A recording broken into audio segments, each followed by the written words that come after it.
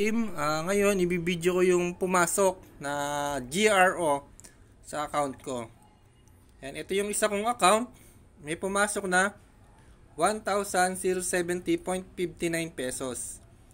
Ayan. Ito naman po yung isa. 1,578.22 pesos. Monthly po yan pumapasok. Ayan, nakita nyo po ang yung date. December 2. Ayan, 10:16 AM pumasok. Ayan.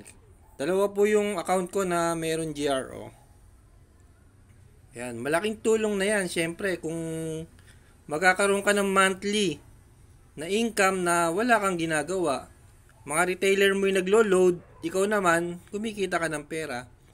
Ayan, tinakpan ko lang yung ID number para sa security. Ayan, yung isa pumasok, 1,070.59. And then yung isa, 1,578. Ayan, galing po siya kay Load Extreme.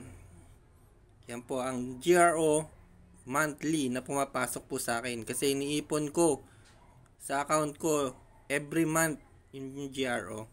Ayan, kaya importante na alagaan po natin yung mga retailers natin. Para magkaroon din po kayo ng GRO monthly. Yun lang po, salamat. Good day and God bless po.